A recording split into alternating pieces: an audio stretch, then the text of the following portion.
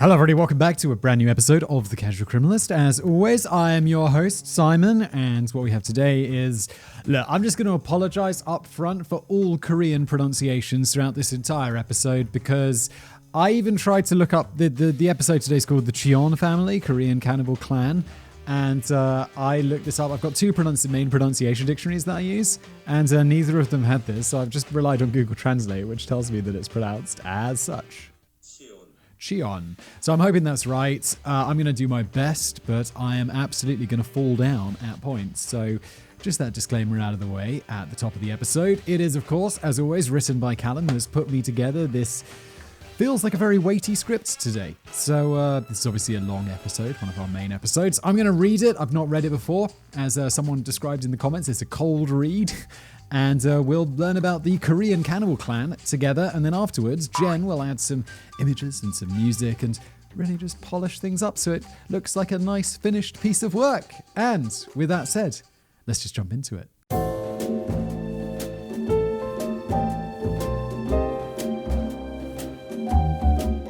A global pandemic, rising wealth inequality, rampant inflation cutting deep into our pockets. These truly are troubled times. I'm recording this in May of 2021. And it's like, okay, so it seems like the pandemic's died down a little bit, at least in the West. I mean, India at the moment is, this will all become incredibly dated. But that inflation hasn't really hit yet. But boy, at the rate the government's printing money, are we going to get some mega inflation? That's going to be intense. These are truly troubled times, with the gap between rich and poor growing ever larger. It's little wonder that many of those on the bottom of the pyramid are just a tad frustrated with those at the top, to put it lightly. Voting and protesting make for slow progress, so perhaps it's time for a more direct approach. Whoa, Callum, what do we do? It's like, rally the troops!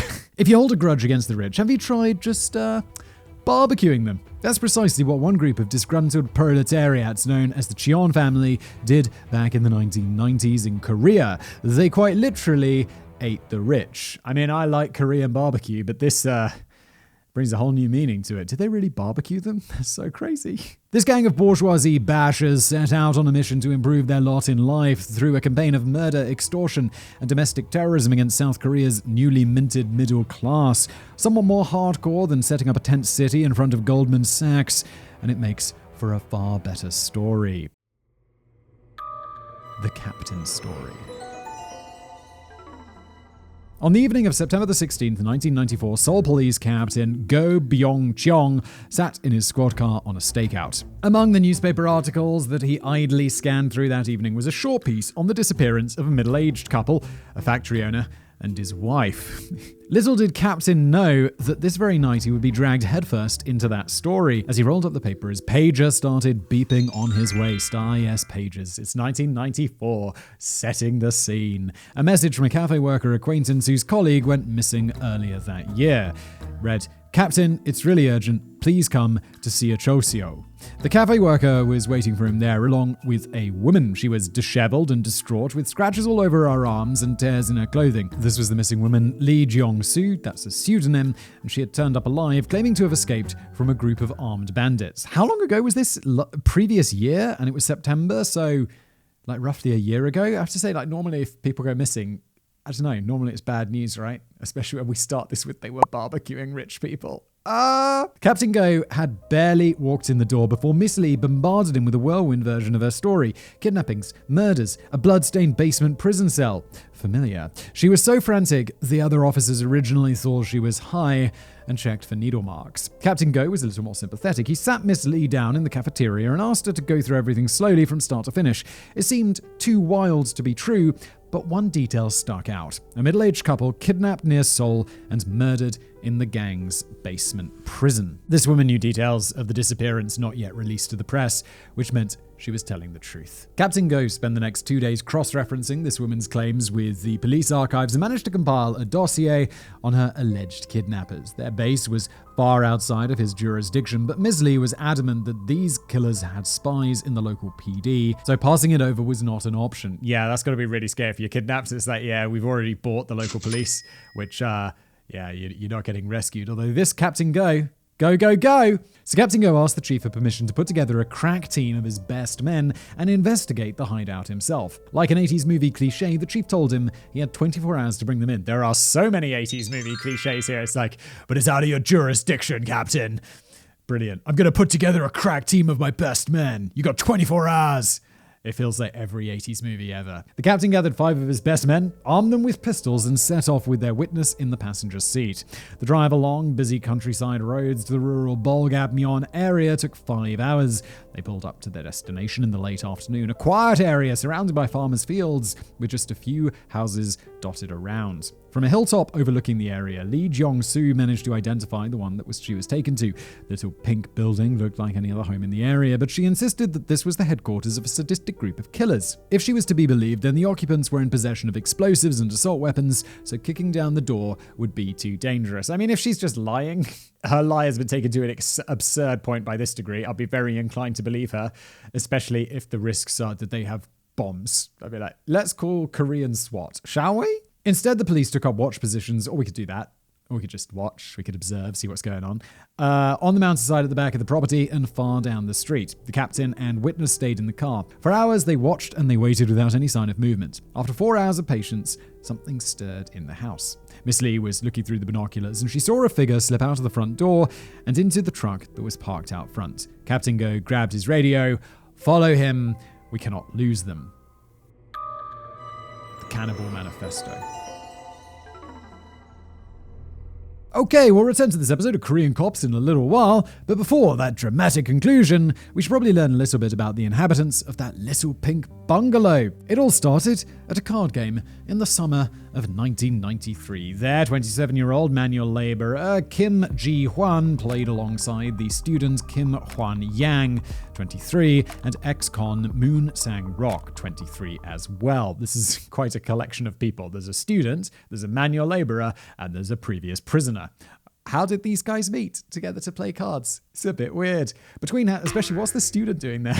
Between hands, Kim spoke to the younger man about his hatred of the rich, how he was inspired to punish them for their wealth and corruption after seeing a news report on crooked university entrance exams. And at that point, the student Kim starts sweating profusely, because it turns out he's studying investment banking.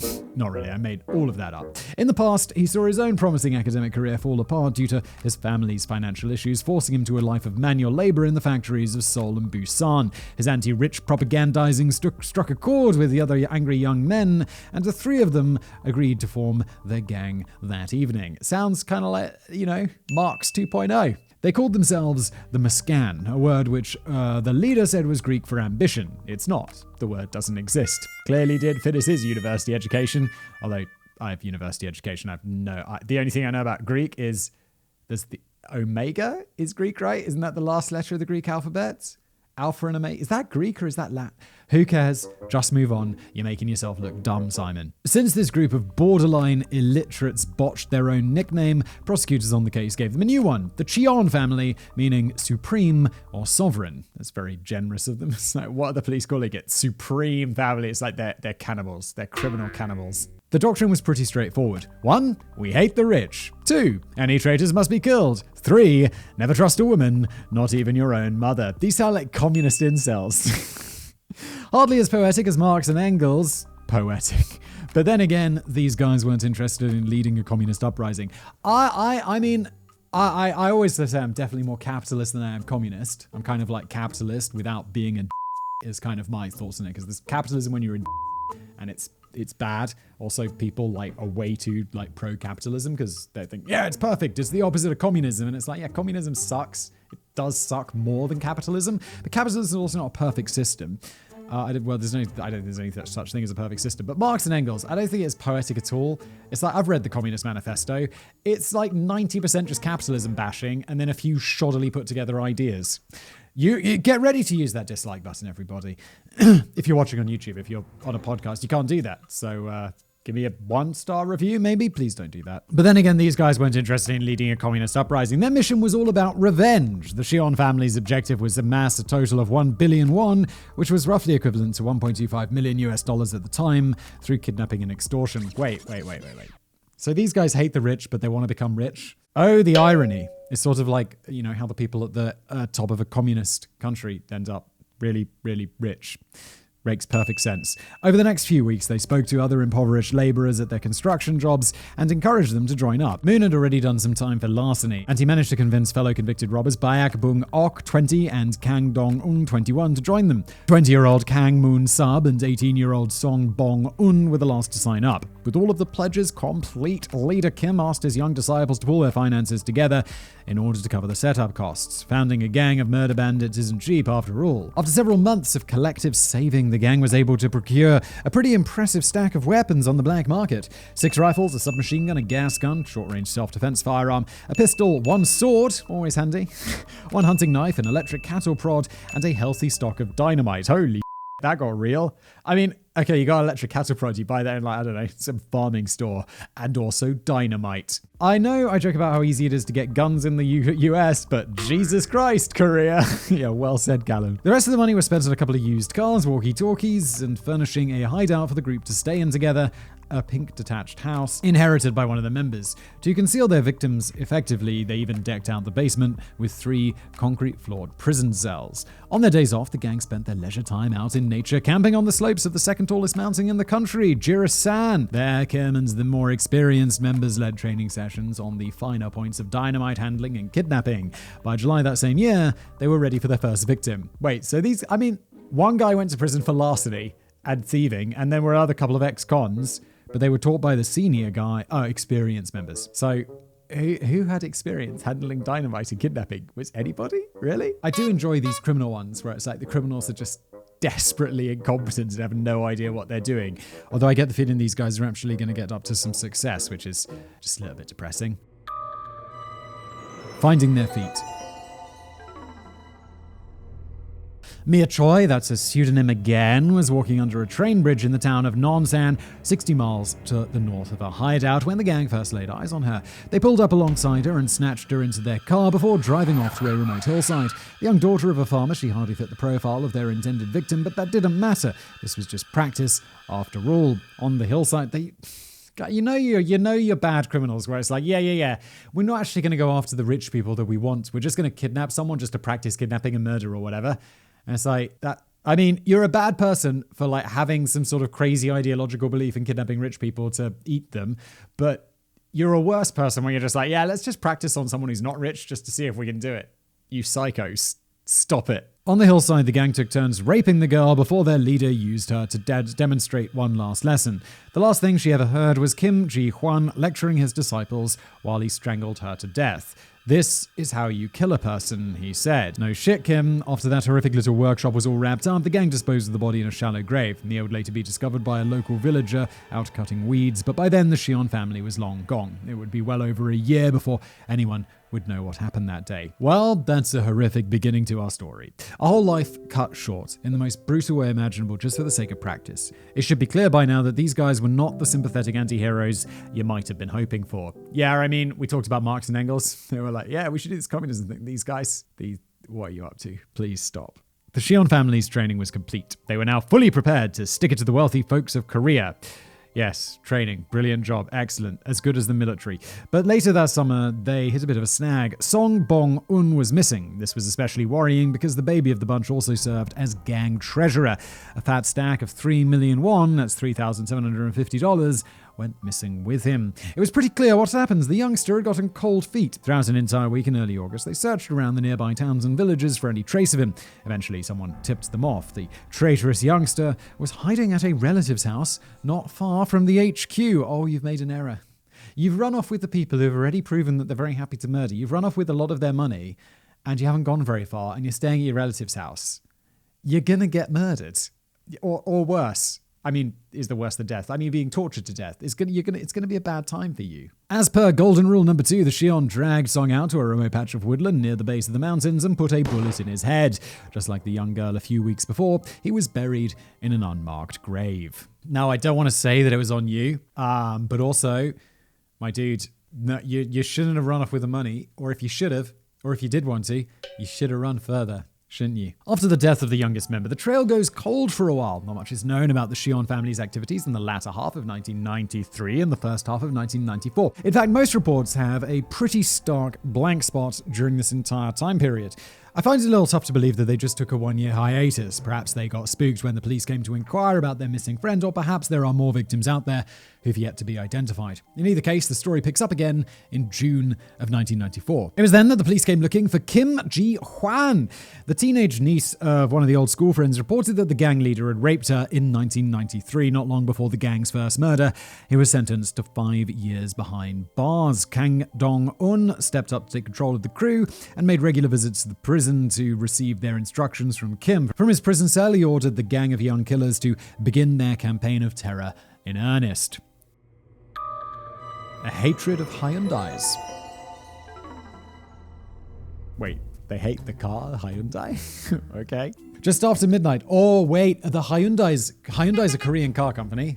I mean, I'm just learning that. I assume so. Like, is Kia Korean as well? I know, Koreans make a lot of cars. Is the Hyundai family going to be like a super rich Korean family and they're going to barbecue them? Dude, this is intense. Just after midnight on the 8th of September 1994, 27-year-old cafe waitress Lee Jeong-soo returned from work to her Seoul apartment. She was ready to turn in for the evening when her phone rang. It was the bandmaster who played the cafe every now and then. The two had been casually dating for a while. Today, he was inviting her out for a drink with some of their mutual friends at a riverside restaurant to the east of Seoul. He picked her up in his pre-owned Hyundai Grandeur, and they drove off out of the city, and somewhere along the way, the couple was singled out. Okay, so it's not the Hyundai family, it's just people with Hyundais. I mean, I don't know much about Hyundais, but I don't exactly think they're like a luxury car driven by the rich. They're just a regular car that drives around. I mean, I feel like it's super generic Asian, like Japanese or Korean maybe car. Who knows? The Chijon family had been staking out motels on the east side of Seoul after being told rich couples often use them for romantic rendezvous. I mean, honestly, maybe they're like, they're a little bit on the side or whatever at the motels, but it's not exactly where I imagine rich people hang out. Like, we don't really have many motels in Europe, but I've been to the US a few times. I've stayed in a couple of motels. They're pretty rough. They're usually cheap and rough. Like, not where it's like, oh, you run across the upper crust of society at the motels. No. Maybe Korea's different. The worst place I ever stayed was like a Mexican motel. And I was on a road trip in Mexico. This is a total irrelevant side tangent. But we were on a road trip and we needed somewhere to stay. And we just like, oh, look, there's a hotel on the side of the road. So we're like, okay, let's check in. And we checked in. It was really cheap. It was really nasty. And then we kind of went to the rooms and they were really weird. They had big mirrors on the ceilings. And the beds had like these plastic sheets in them. And we were like, oh, this is a sex hotel, isn't it? This is where people come to be with prostitutes or they're like illicit lovers. And that was weird. We'd already paid. So we were like, I guess we're staying in the sex hotel. Uncomfortable. Moving on. Back in 1994, a Hyundai Grandeur was considered quite a luxury vehicle in Korea. Okay, there we go. I guess I was wrong. Hyundais. It represented the sort of wealth-flaunting that made the Chijon family's blood boil. They quietly pulled out of the motel parking lot and tailed the couple down those dark country roads. It's like, maybe Hyundai was a luxury vehicle or something. Maybe Hyundai is a luxury vehicle. I don't know enough about it, but it's not like I see... It's like a Bentley or something. Miss Lee was looking out the side window daydreaming when the car screeched to a halt. Another car stopped in front, blocking the road. At the back, they were boxed in by a truck. Before they had any idea what was going on, a group of men got out of the car in the front and approached the Hyundai. The bandmaster rolled down his window to shout out at the ambushers, and he was shot with the gas gun. At the same time, someone threw Miss Lee's door open and struck her in the side of the head before being knocked unconscious. She saw the bandmaster dragged out onto the road and beaten, while the Hyundai's car alarm blared, but nobody was around to hear it. In under 2 minutes, the Chijon family had the battered couple loaded into the back of their car and drove off with all three vehicles. At a village not far from the site of the attack, Miss Lee and her boyfriend were thrown out of the getaway car. First, she was bound, gagged, and blindfolded. When she begged them to loosen the ropes on her arms, they instead tightened them so hard that she thought that her wrists would snap. Two men then picked her up and threw her in the bed of the truck. Lying there, the gravity of the situation dawned on her for the first time. Until now, she'd convinced herself that it couldn't possibly be real, but now her mind raced through all the horrible ways these kidnappers might kill her. Her thoughts were interrupted by the thud of the bandmaster being thrown in beside her. He was bleeding from a stab wound in his side. The gang pushed them right to the back of the cargo area and concealed them behind crates, just in case they got stopped by the police. The victims spent hours crammed into that space in total darkness, not knowing if they would survive the night. When the duct tape was finally peeled, I'm getting the feeling one of them survives, because I figure the Chijon family had that year of silence. So, as I said at the beginning, I've not read these before, so I don't know the outcome. So, either they all die or are not arrested or they're never caught, or they do get arrested and they don't talk. So, if they didn't talk about that 1 year where they, kind of did nothing, but there's probably more bodies to find, then they're not going to spill the beans about this kidnapping. So, I'm guessing either the woman or the bandmaster survives this ordeal to tell the story. When the duct tape, just my guess, when the duct tape was finally peeled off Miss Lee's eyes, she found herself in a damp, cramped space, locked behind heavy iron bars. Her hands were heavily swollen from being bound for so long. The bandmaster was in the cell opposite, so pale that he looked already dead. But death wasn't what the gang had planned for them. Not yet. One member brought milk and bread to the victims, but understandably Miss Lee didn't have much of an appetite. When she never finished her meager meal, he said to the others, "You have to know real hunger to know how precious each drop of milk is." That's when she realized these people had mistaken them for rich folk. Anyone making a living as a musician or a barista will know how wide of the mark that was. Well, how did they afford that Hyundai? This could either be very good or very bad. On the one hand, if money was what they wanted, they might just let the working class couple go. On the other hand, their lack of ransom money might make them all the more expendable. The Chijon family interrogated the couple one at a time. They told them the truth about their financial circumstances and the stories matched. They would survive the ordeal. If not, well, the chainsaws and hunting knives spoke for themselves. There's also that sword. Don't forget the all-important sword. However, if they've seen these guys' faces and they've seen how they operate and all this stuff, you can't, if you've been kidnapped, right? And the people are letting you see their faces and talking about all these details around you. This isn't a James Bond movie. You're not going to escape later and then tell the good guys, the bad guys' master plan. They're just going to kill you because you'll be able to ID them. Anyway. Kidnapping Survival 101. So the couple were honest, but it wasn't exactly what the gang wanted to hear. Their fancy Hyundai was actually pre-owned and cost the bandmaster the vast majority of his savings. If they were looking for money, they had kidnapped the wrong couple. Leader Kang Dong-un said it was a pity these people weren't their enemy, but they had already come too far to go back now. The only consolation that he could offer was that their deaths would be painless. How kind of him. But painless is hardly how I would describe the following 24 hours. Also, they were bound and thrown in the back of a truck for hours. This is already well along and terrifying. Jeez. They stabbed the dude. While the bandmaster lay bleeding on the prison floor, the gang took turns raping Miss Lee. Guys, what are you up to? It would be painless. And now this. Why? What are you doing? When it was the turn of young Kim Hwan Yang, he told her there was a chance that he might be able to prevent his comrades from executing her.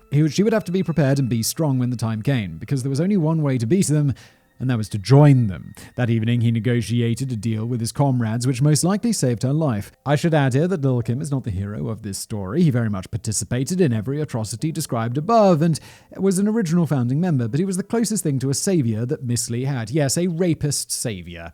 And if you're in her position, you got to be like, yeah, sure, I'll join your gang. Just immediately go into the police as soon as I get the opportunity, because all of you guys. At 6:30 p.m, she was brought out of the dungeon. The bandmaster was already sprawled out on the living room sofa, paralytically drunk. After serving her a bowl of ramen, the gang explained that she would be allowed to live under one condition. She would have to kill her boyfriends. Would you take that trade? Or, more importantly, do you think your partner would? That is savage. I'm not even thinking about those questions. Those are those rhetorical questions that, the chances are you're never going to be in that situation. So let's just not think about it and let's just move on, because that is where darkness lies. Miss Kim took the pragmatic approach. When the time came, she was handed a black plastic bag. The gang ordered her to slip it over the head of the bandmaster and pull it tight at the neck. They had poured so much liquor down the bandmaster's throat that he couldn't even struggle, while he slowly suffocated to death. After a few minutes, he was gone.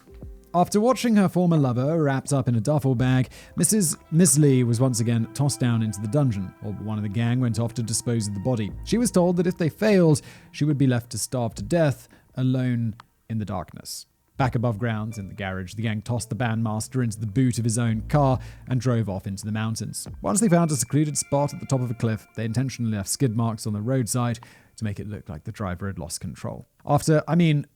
He lost control and then he got super drunk, so he can't even possibly drive, and got stabbed in the side by a knife and then got suffocated by a bag. Are these guys not aware that this is the 1990s and that autopsies exist and that science is at a place to determine this? What are you talking about? After hauling the bandmaster's body into the driver's seat, they pushed the Hyundai off the cliff and watched it plummet onto the rocks below.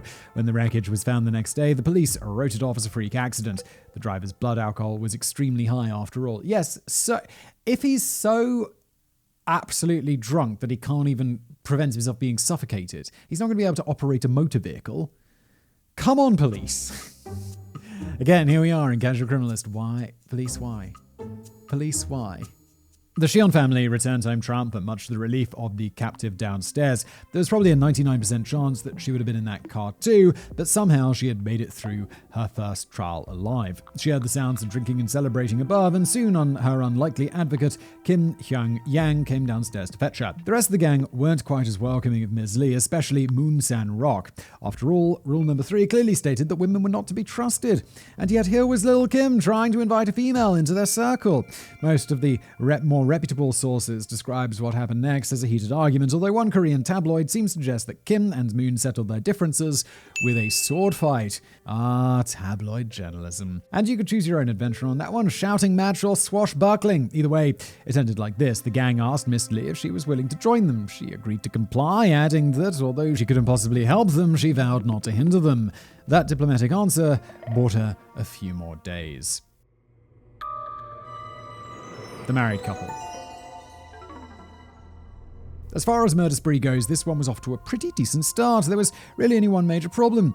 If the Chijon family kept leaving the bodies of their victims littered around the Korean countryside, one would eventually be traced back to them. The solution? A homemade incinerator in the basement. All they needed now were some wealthy victims to put in it. On the 13th of September, the Chuseok festival, kind of like a Korean Thanksgiving, was fast approaching. City dwellers made plans to return to their hometowns and tidy up the graves of their ancestors. That's it. I mean, I don't really know much about Thanksgiving in the US, but I don't think that's something that goes on, right? It's more just like eating turkey and saying what you're thankful for, right? And drinking? Is there drinking at Thanksgiving? I feel like there is.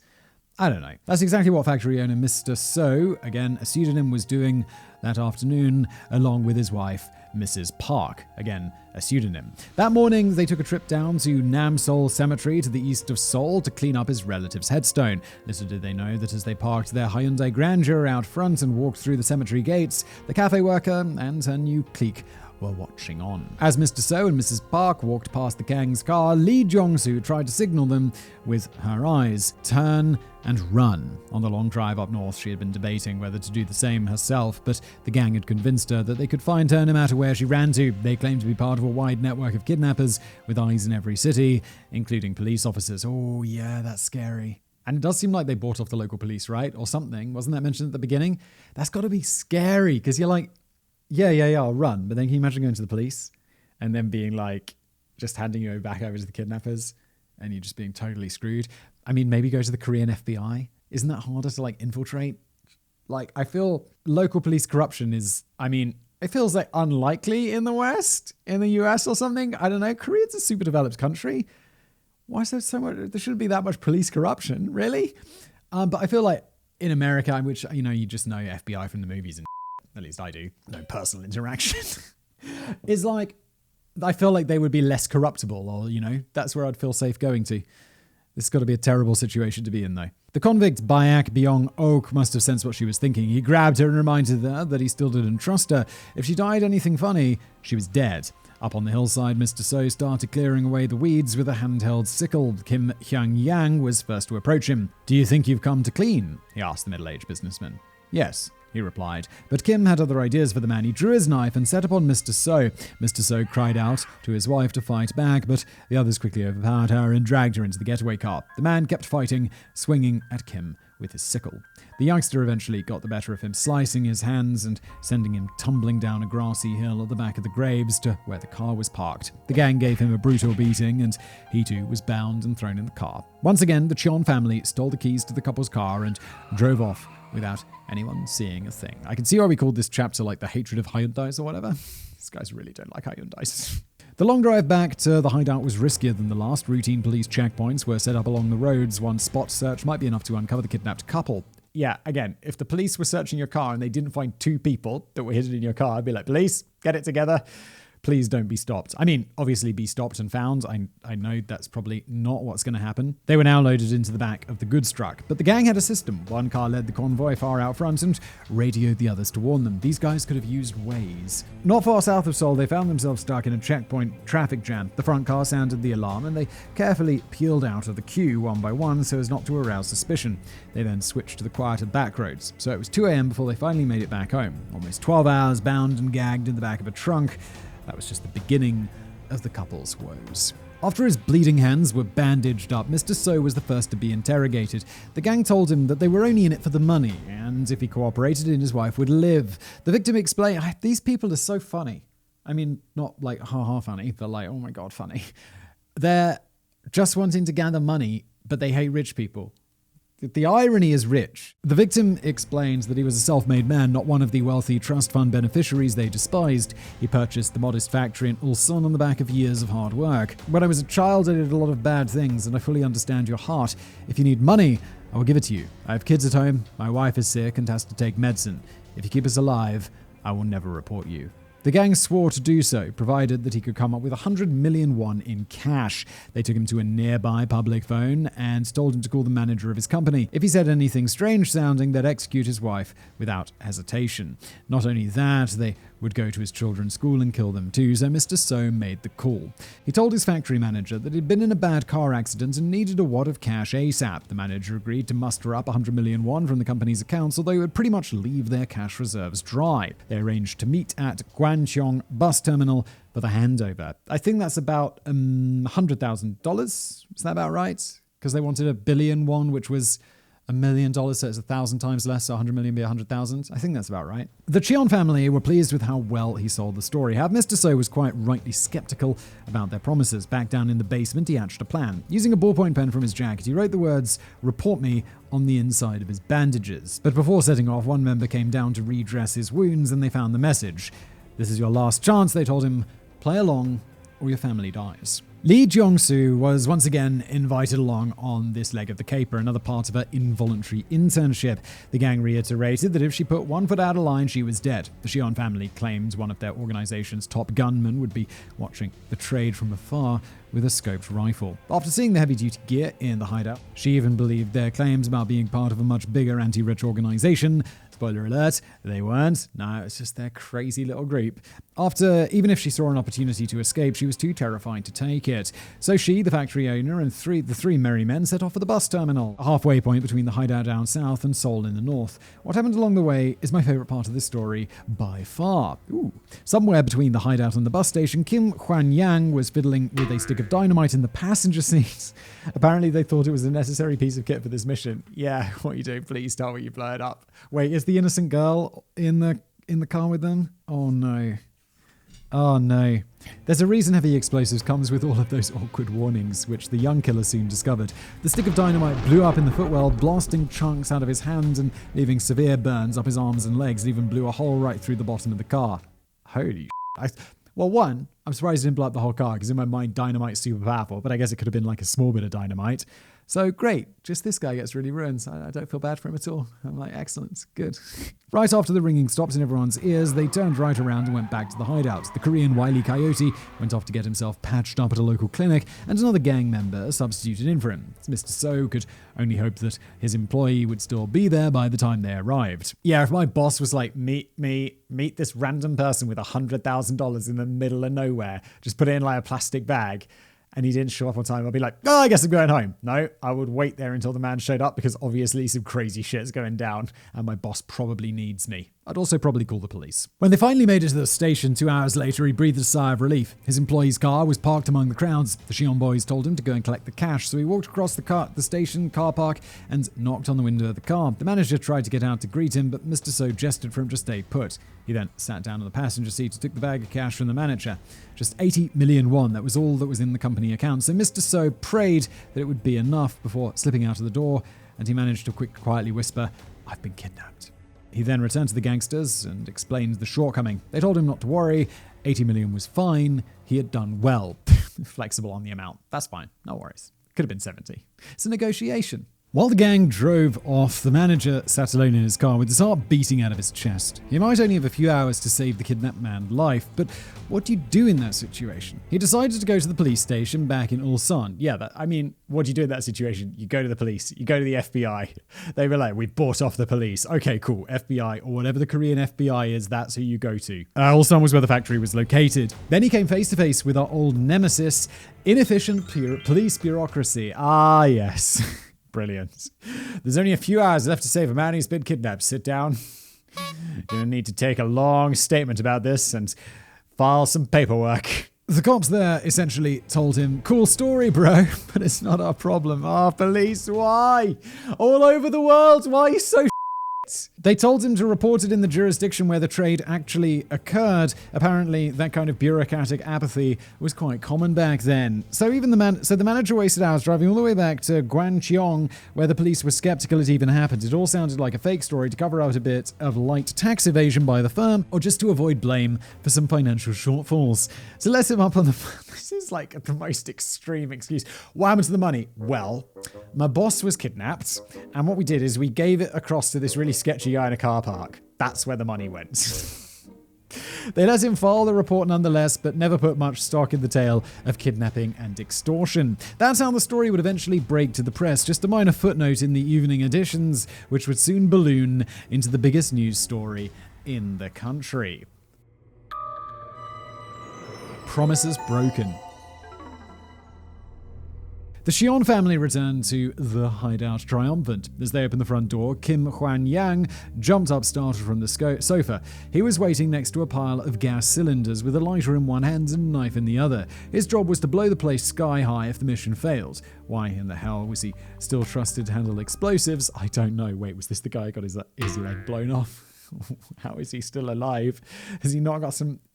and also then you give him explosives. What is going on? We laugh at the cops for being a bit incompetent and bureaucratic, but not as incompetent as these criminals. His fear turned to joy when they unzipped the swag bag. Here was more money than any of them had ever hoped to see in their lives. To celebrate, they did what any reasonable person with a bag full of 80 grand would do. They got absolutely smashed. The gang spent the night downing soju and beer and invited Miss Lee to join them. She heard them excitedly planning their future moves. They planned on training with boats to raid luxury riverside villas, attacking police stations and other public buildings, and spreading their doctrine far and wide. Their doctrine literally seems to be hating the rich and self-enrichment. It's the shittiest doctrine that I've ever heard of, and we've had some pretty shitty doctrines on Casual Criminalist. The conversation eventually turned to more pressing concerns: what to do with the couple in the cellar downstairs. Kang Dong-un had been to see their imprisoned leader, Kim Ki-hwan, that same day. He was the one with a master plan, and it included a daring next move, a jailbreak to get him back in the field. The last thing he wanted was to return to prison. Keep it neat, the leader instructed them. No loose ends. That rang alarm bells with the waitress, very aware that she herself was one of the loose ends. She sat with her head bowed, swaying from the liquor, while the other members debated her fate.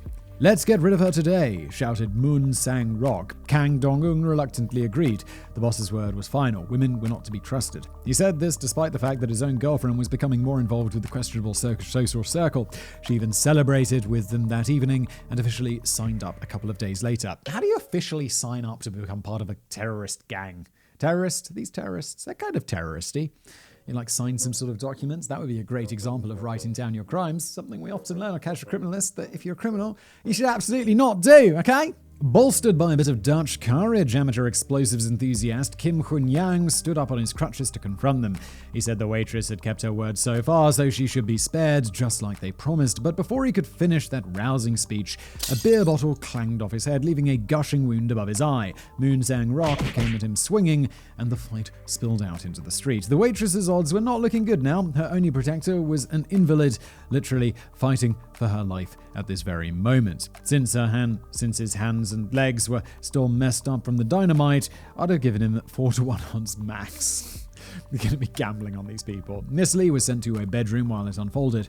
After a few minutes, Moon Sang-rok came in. She thought she was done for, but all he did was glare at her and shut the door again. Her protector returned soon after, a little more bruised and blood-stained than before. From now on, stay by my side at all times. With the celebrations over, the Chijon family got back to work planning their next big move. They bought a couple of cell phones and paid the deposit for a refrigerated truck for the prison break plan. One of them went shopping in Busan and collected price quotes for literal bag loads of illicit firearms. Again, we know how easy it is to buy a gun in the US, and here we are in Korea buying bags of illegal guns. Crazy. They even managed to bribe a clerk at Seoul's exclusive Hyundai department store, no relation to the car company, to procure their mailing list. This was a veritable rich list of Seoul's well-heeled upper middle class, the 1,200 biggest credit card spenders on their books. The gang planned to use this to better target their campaign against actual wealthy people in the future. The guy who sold that list, thinking he was just selling it, I don't know, for some marketing company or something, is probably going to regret that. Before setting off to do that, though, they had to sort out the little problem in the basement. One of them took down a bottle of strong rice wine and told the couple to drink until they blacked out completely. The next time you open your eyes, you'll be waking up right in front of your house. So the couple guzzled down the alcohol until they both passed out on the cold prison floor. In case you've not figured it out yet, they were not taken home safely. Dragging his battered body along on his crutches, Kim Hyung-yang took Miss Lee down to the sleeping victims. The rest of the Chijon were already waiting there with a plastic bucket, knife, axe, and plastic bag. Little Kim handed the waitress the gas gun. Once again, she was forced to implicate herself in the crime. When she couldn't bring herself to do it, Kim hugged her from behind and held her hand aiming at the back of the businessman's head. He pushed on her finger and pulled the trigger, once for Mr. So and once for Mrs. Park. The rest of the gang got to work with the axes and knives. They hacked the bodies to pieces and dumped them in the incinerator. To cover up the smell and the fumes, they even had a barbecue out front of the house. Some of the neighbors even came round to join in. Why invite your neighbors? Why? Criminals, you'd be so dumb. But beef and pork weren't... Oh, God. I was thinking, okay, so they weren't really barbecuing people. They were just barbecuing to hide the smell of the bodies. But beef and pork weren't the only other things on the menu that day. One of the gang members later admitted to eating the flesh of the dead couple before burning the bodies. He claimed it was to boost his courage and renounce his humanity for good. Some reports also mentioned the rest of the gang partaking in some casual cannibalism too, even forcing Miss Lee to eat the liver. What? Miss Lee, you're in so deep. Holy I can't find any mention of that in a first-hand tell-all from 2015, but it's not really the sort of thing that you brag about, is it? This cannibalism is what the Chijon family are often best remembered for, although I have to point out that there's a chance it might be heavily exaggerated. The most sensational, i.e. bullshit versions of the story say they distributed the human meat pieces to the neighbors too, but I'll go out on a limb and say that's absolutely false. Yes, I mean, there's self-incrimination, and then there's like, bro, what are you doing? Self-incrimination. Like, come on, stop, no. Never trust a woman. Cannibal or not, Miss Lee sensed that her time was running short. The gang were already gearing up for their spectacular jailbreak operation by practicing the fine art of dynamite throwing. Once the Supreme Leader made his grand comeback, it was game over. I can't imagine they're going to orchestrate a successful prison break. These guys are like 2-bit criminals. They're not very competent. They blew themselves up with dynamite in a car, well, one of them did. It's like, how are you going to break someone out of jail? Really? Kim Hyung-yang told her, maybe the majority vote will determine your fate. If that happens, I'll make sure it's painless. It's like, yeah, it'll be painless. Just like the last time where we raped you and then you had to kill your husband. You had to kill your boyfriends. It's the holy shit, guys. It was just the two of them left at the hideout that day while the others prepared for the next mission. Miss Lee knew that this would probably be her very last chance at escape. Her savior was scheduled for a hospital visit in the afternoon, and she managed to convince him to take her along. Her legs also got some burns from the blast. For some reason, he decided to accept. Instead of locking Miss Lee up in the basement, he drove with her down to the hospital. Bear in mind at this point that she still believed that the Chijon family were thousands strong. Even if she thought she could run, there was always the threat of capture, days, weeks, or months down the line. So great was the psychological control that when Kim Hyung-yang sat her down in the busy waiting room, he told her, "Do you want to run away? Do you want to escape? If you want to run away, run away." Was he mocking her or being sincere? She couldn't tell. After 10 minutes, the nurse called Kim Hyung-yang's name. He stood up, looked at Miss Kim and smiled.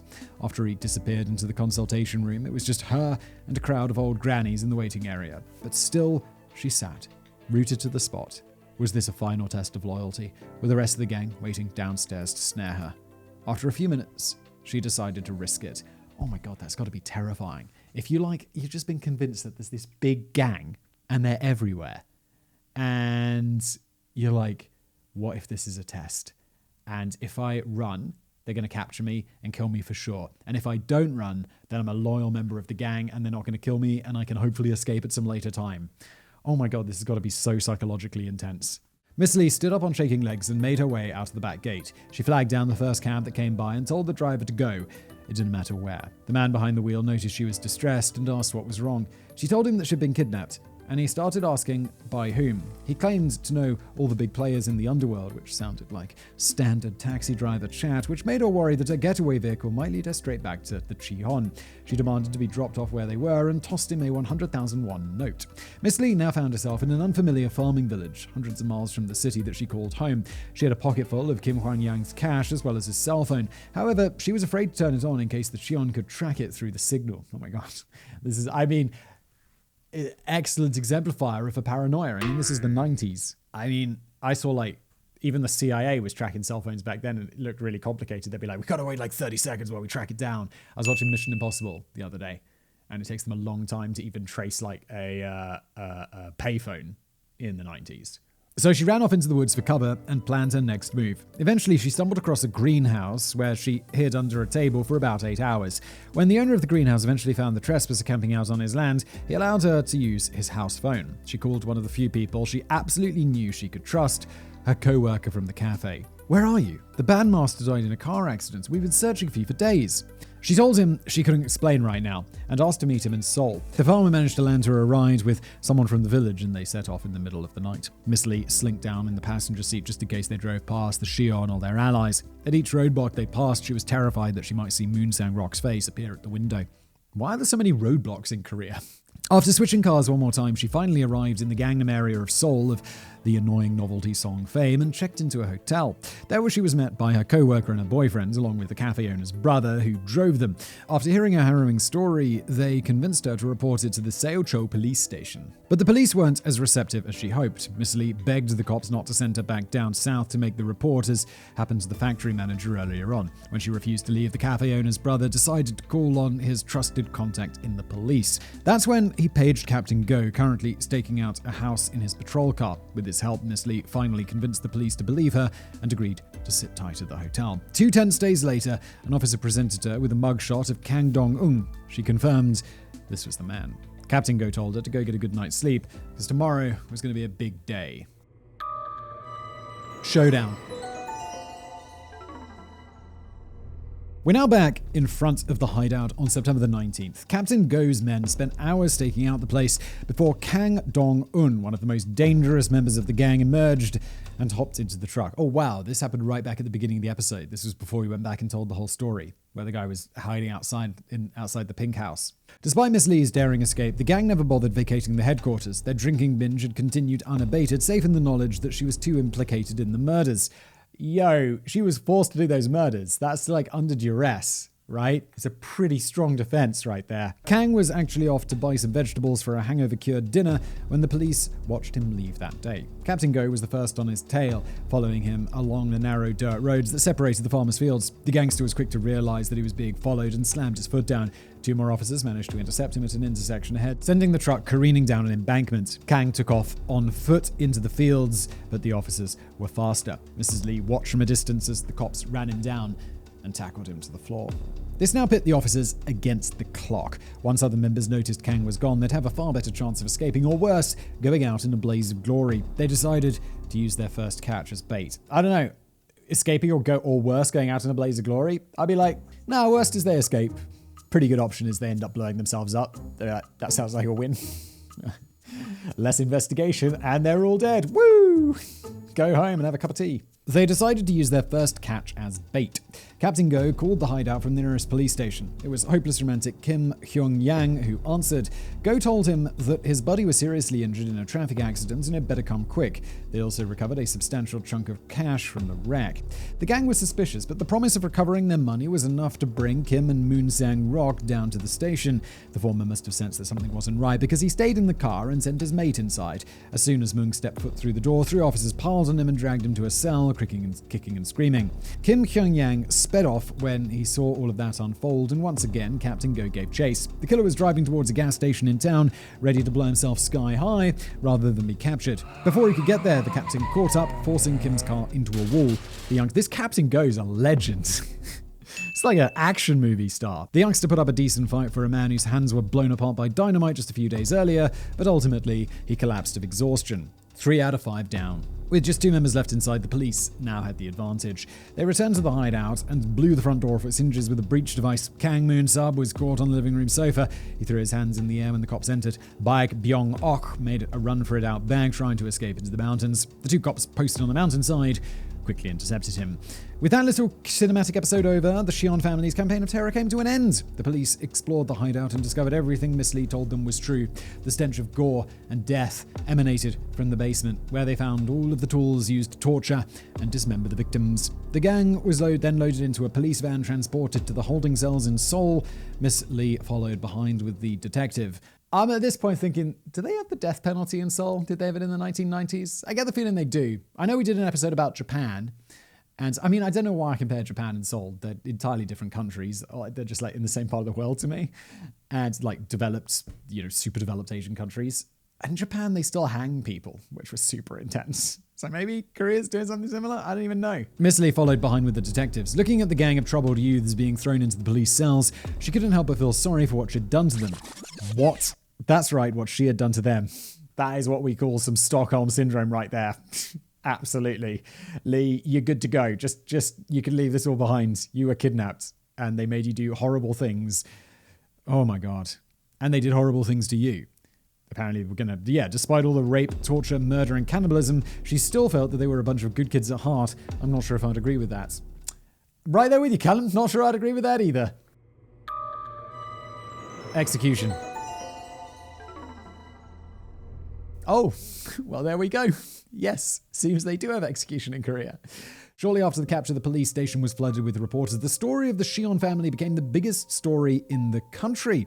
Every journalist and politician had their say on how such a terrible thing could happen. They didn't just attack the killers either. The editor of the Korea Times, Park Moon-jong, wrote, "Indiscreet spending sprees have caused youths on the other side of the fence to feel deprived. This money worship inducing people to accumulate wealth through illegal and abnormal ways is to blame for these shocking crimes." Whoa, whoa, whoa, whoa, whoa. No. They're to blame for these shocking crimes. They kidnapped people who they didn't like and murdered and ate them. What are you talking about? I mean, I get that. I get it. Like, yes, this is the thing that spurred them on this thing, but it's like, sure. I'm sure a lot of people feel that way. Society's all kinds of up. But that doesn't mean we all have to go around killing people, does it? That's not the fault of the screwed up society. I mean, it is a little bit, but it's not like the primary motivating factor here, is it? Times or whoever this was who wrote this nonsense. You hear that, rich people? You better stop enjoying that cash, or there might be a gang of psychopathic robbers coming to a town near you. As someone from a working class background, I take a bit of issue with the idea that poverty and envy equals crime. Yes, exactly. That's a glorious oversimplification. I mean, half of my schoolmates work in manual labor jobs, and none of them have ever kidnapped or eaten anyone yet. Yes. Oh my God. What a disaster. A culture of decadence, of haves and have-nots, only goes so far in explaining why these guys did what they did. That's why other commenters just went with the standard bad seed angle. While those parts of the media painted the gang as a bunch of psychopathic sadists, Captain Go saw it differently. Over the course of the investigation that followed, he discovered that the Chijon were just uneducated kids who came from dirt-poor conditions, perhaps a victim of violent upbringings themselves. And I mean, look, we've talked about it before, a lot on Casual Criminalist. A lot of the, total psychos we talk about on this channel, it's like, oh look, you look back and it's like, oh, they had a violent childhood with abusive parents and bad conditions. Shocking. But that's still, I mean, yeah, it's a factor of who they became, but it doesn't excuse this sort of behavior. There are lots of people with terribly up backgrounds who don't end up becoming psychopathic murdering cannibals. Any chance these impoverished serial killers had of gaining sympathy was dashed when they were paraded in front of the cameras. That's when Kang Dong-un made his claims of cannibalism, and Kim Hyun-yang said that his only regret was that he couldn't kill more rich people. Those who ride the expensive Grandeur cars. I'm so angry I couldn't kill them all. Please put this on TV. Or your lawyer is going to be upset when he hears about what you've been up to. He also told the press that their ultimate goal was to attack the police headquarters in Seoul and then take over a TV station with the weapons. They would then broadcast their anti-rich message to the nation, then blow themselves up. So what was the point of gathering? Didn't they want like $1 million? What was all this for, you hypocrites? As you can imagine, all this very public boasting did not help their case in court. Each of the Chijon family members, including their already imprisoned leader, Kim Ji-hwan, were convicted of all 5 murders, along with a litany of other offenses, and they were sentenced to death. Kang Dong-un's girlfriend also got a 4-year prison sentence for joining the gang near the end of their spree. You'd be happy to hear that Miss Lee was never prosecuted despite being forced to participate. Good. Yes, she deserves no punishment, even though she technically killed people. It's like, yeah, in those circumstances, she cannot be blamed. She went on to live a normal life after the ordeal. I mean, that's remarkable in itself. Like, I would struggle after that.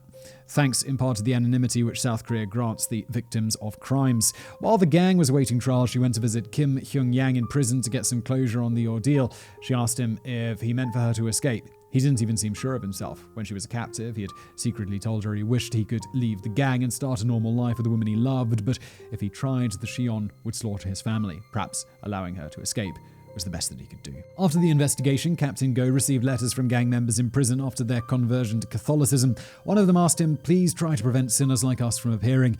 He spent over a decade longer on the force doing just that, and eventually gained his PhD in criminology by writing his thesis on the case, the most famous of his career. And I'll say it again, Captain Go in this one, bit of a legend.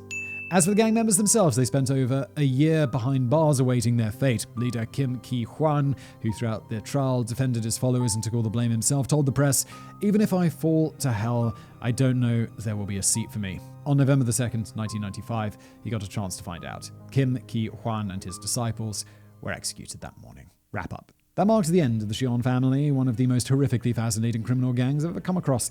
They set out to terrorize the rich, but in the end it seems that their mission did more harm to ordinary people than challenge the equality and corruption that they claim to hate. Less Karl Marx, more Charles Manson. Yeah, indeed. Totally.